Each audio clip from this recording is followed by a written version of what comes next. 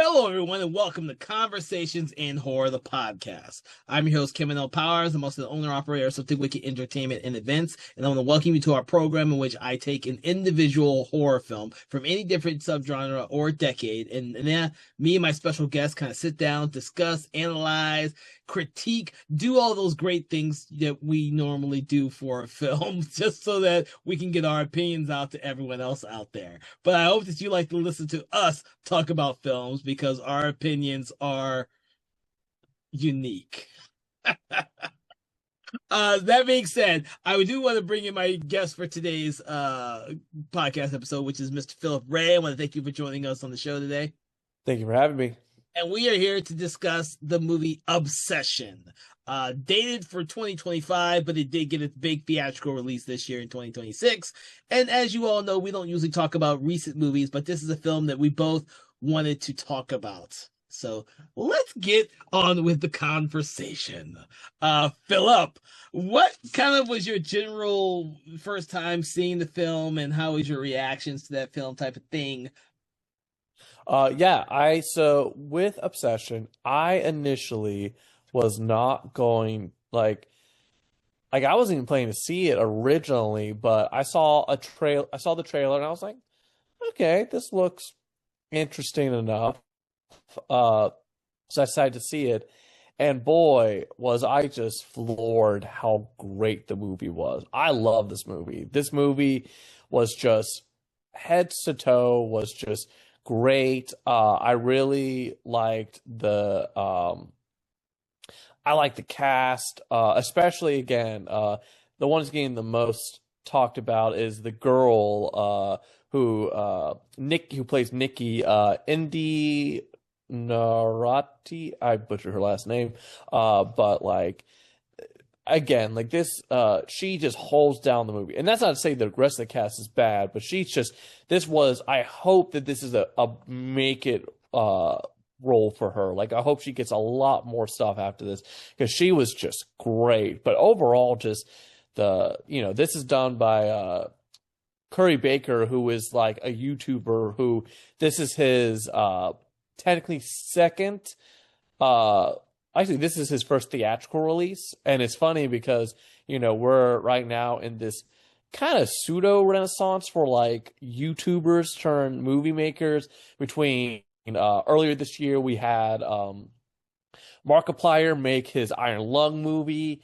and then obviously Curry Baker with this, and then with Backrooms as well. It's we're seeing a lot of YouTubers become filmmakers and stuff. And so far, I did not get to see Iron Lung, but I have seen Backrooms and Obsession, and both of those are great. And this is becoming, a really good trend. But yeah, I love this movie. It's interesting to call it a trend, because I know that the news outlets like to call it a trend, but for someone like me, who all these different indie filmmakers out there, they've all put content on YouTube for free. That's like the number one place for them all to get their stuff seen by a huge audience. And then, even though the bigger directors nowadays go back to doing short films, and they go on YouTube and social media as well. So, but I did see this movie at the theater. I was not 100% convinced that I was going to go see the movie. You and several other friends of mine decided that changed my mind, and I actually went to go see it at the theater. I think second or third week it was out. So I was one of those people who didn't see it the first week, but went after word of mouth. God, came out, and then I finally saw it. I had the time to go see it, and I was like, oh wow, this is by far one of my favorite films of the year so far. Which is very hard for me to come out and say that. For me, this is early.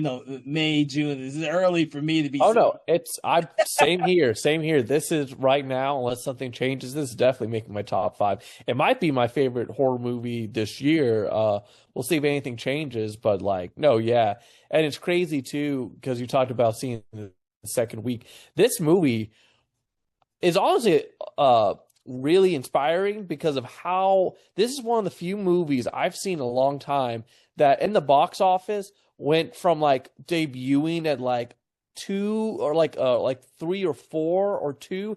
I think it was like three or four, and going up in the box office. That never happens. All the time when movies are released, a lot of times we see them go down to progressively as the movie's out. This movie did the opposite. It kept going up. I don't think it ever hit number one, but there was a point, I think it was number two and stuff. Like this movie made a crap ton of money and stayed in the box office for so long because of that. Well, it's still at the box office. You can't say. Well, at the time of this recording, it's still at the box office. It's still making headways and breaking new records every week. It's out because it's doing so well, extremely. And the thing, it's a testament to, I would say, not just we always will say it's a testament to the originality of the concept, which is really isn't. It's really the chemistry between all these characters and the way in which the scenes are so suspenseful that they put you on the edge of your seat without you being completely grossed out and turn your head away from it by being grossed out. It works in a very similar way that Backrooms did or does in that space, which means that it will find a bigger audience, and I'm glad it has found a bigger audience. Yeah, so Yeah, I think what makes this movie work a lot because we've all seen. So for our viewers who have not, our listeners who have not, who may not know what Obsession's about a music store employee who has a crush on this girl, and he discovers this little supernatural toy that he was going to give her called a wish willow. And the idea is that you snap it and you make a wish and it happens. So again, very monkey's paw. And so he wishes that the girl that he likes loved him more than anything else. Which the good thing is it works. The bad thing is it was the monkey's paw thing of it works too well, where she becomes so obsessed with him that she does stuff like watching him sleep, trying to prevent him from leaving her, like taping like the doors and stuff, like. But what I love, so it's not an original concept. We see monkey's paw things. I mean, obviously the cast is one of them, but direction I think also was done well here because a lot of times with this type of stuff, we could have gotten kind of a stereotypical jump scare kind of movie, and this movie doesn't really jump scare you. Like the scene where she's watching him sleep, I was ready for that scene of just her just doing a jump scare, and there's not. That's the whole thing with the movie is there's not really jump scares. It's just lingering uncomfortability. You're waiting for something to happen, like, and nothing happens, but in a good way. You're just like, oh, when is something going to when is she going to snap? And she doesn't fully snap, but it's just, you're just put in this uncomfortableness the entire time of the movie. I think that's one of the great things about this movie. It's directed so well. Mm-hmm. No. I will agree. I agree with you there because this is a film with a cast of, in theory, a complete cast of unknowns. Although, the India, how is pronounced her name? It wrongly. Is it Indy Neverett? She has been in other stuff, and she'll definitely go far. But I'm hoping that all of them actually go far in this film, not just Corey Barker, but everyone who's in front of the camera did a fantastic job. Like I said, they have such great chemistry. They actually make you feel like these are real friends who worked at a music store together. And unfortunately for them, they just had a very bad experience happen to all of them, which is just, by the time you get to the third act, it's just freaking crazy what ends up happening for an innocent little toy. Yeah. What I like about it too is, with the with Bear, our main character, Michael Johnston and stuff, originally, like what I like about him and his story is he starts out being, the very stereotypical shy, kind of like very like hard to express his feelings to her and stuff.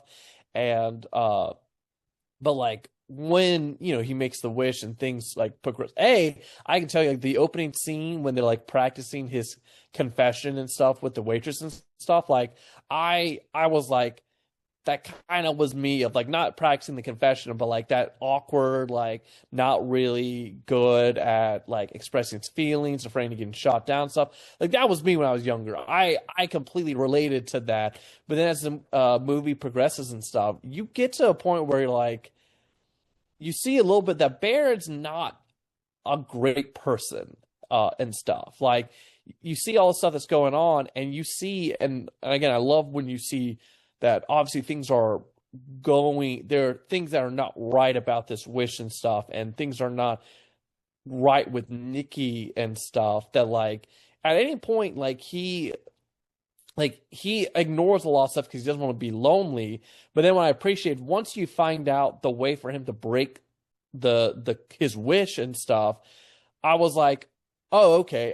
It's like I never. There's easily with this movie you could feel like, okay, he should see the warning signs. She's acting weird. He needs to break the wish, and it takes him a while to do that. But I understood why, because of the way his character was written and stuff.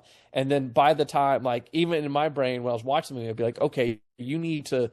This is too weird. You need to break this and stuff. And he actually does go, okay, I need to look into this. And then he finds out the conditions and stuff, and he goes, oh, okay, this is not like, he really is trapped in this, and I appreciated that. He didn't Bear didn't frustrate me as a character, and he easily could have. Normally, you're right. That type of character could become easily an annoyance, especially if he's the lead character in the story. But I actually liked his performance as a character. I think even though I don't think he's a bad character. I think he's a conflicted character, just like every other character in this entire story is. Nikki, as the story progresses, this obsession that Bear has on Nikki, he realizes Nikki had a relationship with their other friend from the store at some point before. And of course the other girl, I can't think of her name, actually likes him a little bit. And so having these different dynamics in there makes for interesting conversations when it's either two of them together or all four of them together, because they are like a group of four that, in really weird terms, kind of all sleep together or want to sleep together. It's a very weird dynamic, but it is done in such a genuinely intriguing way that the concept on the surface would seem very bland and very like cringeworthy, but the way it's handled here, it's the nuance that makes it all work. And going to that, like you're saying again, the reveal with Ian, Thank you. Bear's character, because at the beginning of the movie, he, is giving a kind of, it's like, again, he's trying to coach him about how to kind of like reveal his feelings. And I remember watching that scene, I was like, this is horrible advice. But then once you find out about Ian's true intentions and stuff with Nikki, you're like, oh, this makes 100%. Like, this makes sense now. Like, why that scene happened, of like why he was so bad, is because he's purposely sabotaging him. Yep. I was like, that's great, because I was like, man, I kind of have issues with this scene. And then it's like, oh no, this makes perfect sense now. Yeah. And I like that. Yeah, I like that type of stuff. I like that as well. And I think that makes this. I think it makes the characters stronger in this film, especially for a film in which we have almost a cast of complete unknowns, and we're relying on them to sell this whole concept off. Because it is, and it's a funny concept that, when taken too seriously, we have a really tragic fucking movie. Yeah, and speaking of that, this movie's funny too. This movie does a good job with his comedy. Like it, I'm liking a lot of times now with some of these modern horror films. They're doing a good job of using comedy, but not in a way that detracts from the horror aspect of the movie. I think they're doing a lot of, and this is one of a good example of there's comedy in this movie, but it never takes away from the horror aspects. Like the scene near the end when Ian's accidentally makes a wish and stuff, that was hilarious, and and that was a great scene. That like again, it didn't detract, and it was just like no, that's hilarious. Like Yeah, no, I was not expecting that what happens with this character, but I was like, "Oh my God, that's hilarious." That is so like him. That needed to happen. Yes, I was actually really fond of that. yeah, And as you no, can hear, everyone, we're trying not to tell you all the great things about this movie. We actually want you to go see it because it is a great movie. So go ahead, Philip. yeah. And then the goal. This movie, it's not very gory, but near the end, it definitely cranks up the gore. And again, and if you're if you're looking for your gore, good news. There's some gore in this, and it is brutal. When the scene happens in the car, I knew what was happening. Again, that's a good thing about this movie. Again, is like with its with this kind of thriller aspect of it, it's like you know something's bad's going to happen. You just don't know when. And when the scene happens, which is the gory scene in the movie, I knew it was going to happen. I was just, when is it going to happen? When is it going to happen? When is it going? Like I know it's going to happen, and then when it happens again, it's such a good and gory scene. Like Yeah. Yeah, I mean it's effective, and because they don't do it a whole lot, when they do it, it really shines, and it really hammers in the whole horror aspect of the film to begin with. I mean, it's a very similar concept of what we were talking earlier about with Back Rooms. There's not a whole bunch of gore in that, but when it happens, it's very well placed, and so it's refreshing that we're not inundated with a bunch of gore everywhere to make it seem as though that's the only way they know how to horrify an audience is by the gore. Um, this one is definitely like a psychological movie, but when we get the gore, we get the gore, and then we are left with our jaws dropping by the end of the movie. Just oh my God. So yeah. yeah. I also another thing too, and this movie was extremely cheap, and apparently one of the things because it was a cheap budget, it was only $750,000 and stuff.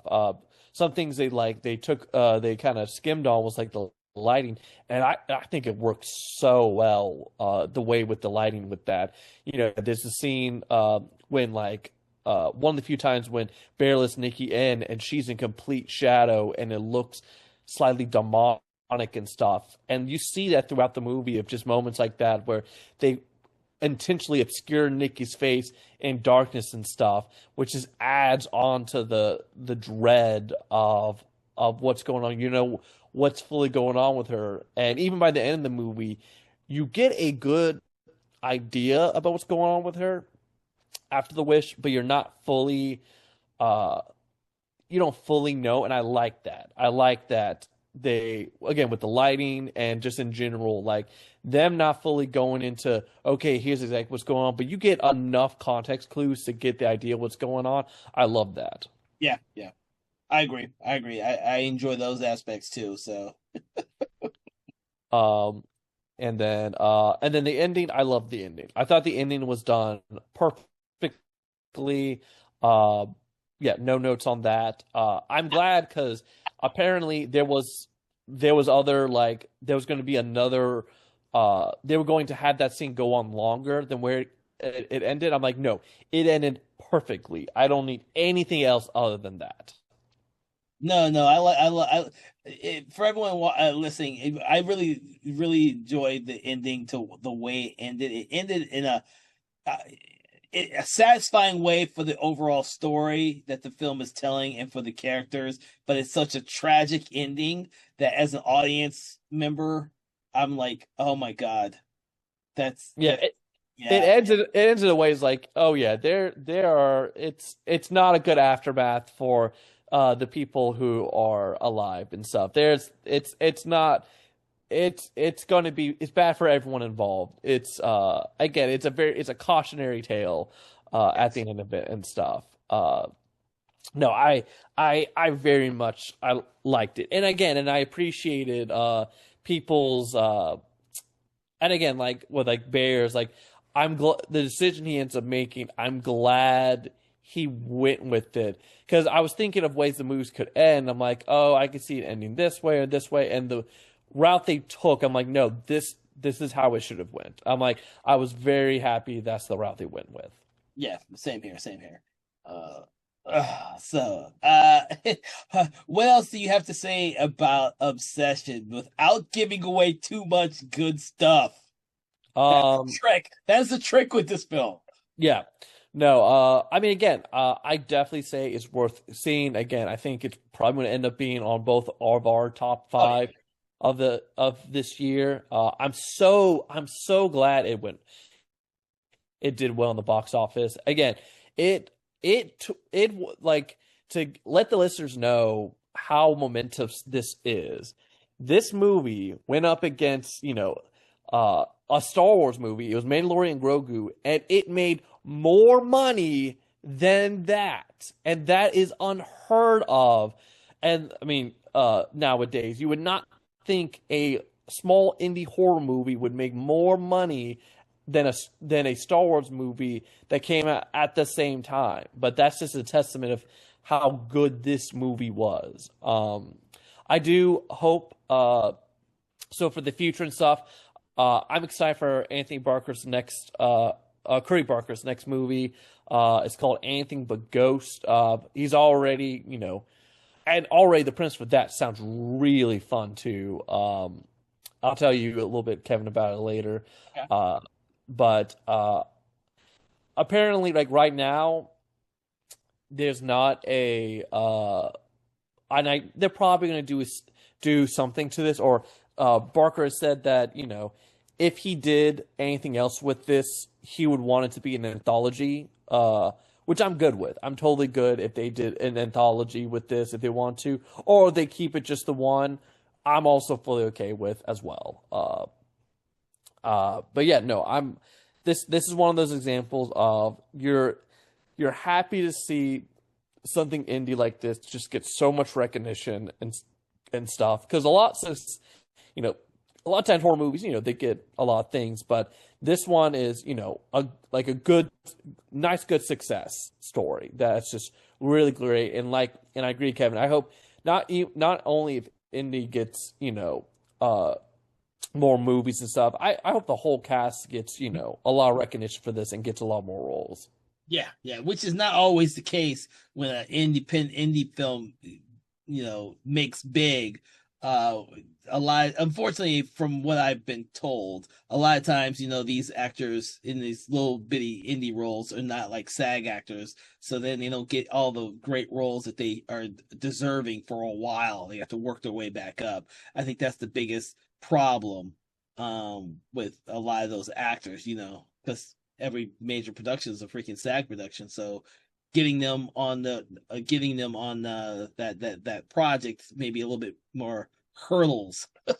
That's why I'm glad to hear Barker has already secured his next film, because that sometimes happens with directors too. If you're not part of the DGA, trying to get you on a freaking Hollywood movie after having an indie film is also kind of hard for a lot of people. This is why a lot of Wonder Kids don't ever amount to much after their first or second film. It happens. So, any other things you'd like to say about this movie that we have not covered and we want to cover, but not leave for the audience to go watch the movie for? The only thing we didn't talk about a little bit is I like the design for the One Witch Willow. I'm glad that they did something different from a monkey's paw, and I think it's a cool design. I like everything about what they did reveal and stuff, like with the store and some of the other stuff. I like that. And I thought that also helped make the movie feel a little unique and stuff. It's good that you brought that up, because I wanted to say something about that too. It's good that they made it like an antique. So the reason people don't use them is because they consider them antiques, so they never get opened. I like the fact that that was part of the concept, or everyone out of their brains would go buy them all up all at once and have a whole bunch of wishes coming out. I like the fact that the reason why some people have not realized that they're actually real is because they just never use them because they're considered antiques. And it's something that you like it was designed good enough that it's something you would realistically see. Oh yeah, it's definitely a novelty. You would definitely see something like this in a novelty store. That's why I liked it too. Yeah, it's definitely a novelty item that you'd see in a novelty store. So all right, so for everyone listening, what we normally do is we love to rate the films between 1 and 5, 1 being poor, 5 being amazing. But what we love to do is we like to take an object, quote, or saying from the film to attribute to our rating. What is your rating, Philip? And what is your quote, object, or saying are you going to attribute to the film? I give Obsession 4.5, one wish willows out of 5. I'm gonna slap you because you used mine on this one. So I'm gonna say, see, I'm gonna be a little bit more generous than you, and you gave it a 4.5. I'm gonna give it a 5. A 5 crazy ass Nickies chasing after me. Out of 5 because I think this is a testament to one of the best horror films to come out in a long time. As we've all listened to me talk about movies like Weapons and Sinners and all that, where I found fault for them, I just couldn't find any real faults with this one. To be honest with you, I kept thinking, I'm like, maybe the fault is it's the first time feature filmmaker, but I was like, nah, that can't be a reliable fault. That just means he's gonna go up and do better things after this, because that's how I like to think of all young filmmakers. You do one, but you're gonna be better on the second film and even better on the third film. But I think this is like one of my favorites in like a very long time because it just hit so well on all those marks that I just hope more people go out there and give it a chance. A lot of people already have. What am I talking about? A lot of people already have given this movie a chance, and rewatched it and probably rewatched it again. So that's good to hear. That's good to hear. So, but that's what I'm going to stick with that. With that, I do hope that you all have enjoyed listening to us talk about the movie Obsession. As of the time of this recording, it's still at the theater after like 2 months. So please make sure to go check it out if you get the chance. Make sure to like, follow, share, subscribe. Do that thing you do with your favorite podcast or your favorite podcast app, Spotify or YouTube. And make sure to check out our companion podcast, Conversations in Hammer Studio Horrors, which is released every first to third Friday. If you love classic Hammer Studio Films, you're going to love that podcast. We do some amazing conversations on those movies as well. Thank you so much for listening and have a great day. Broken Lighthouse. Take 3.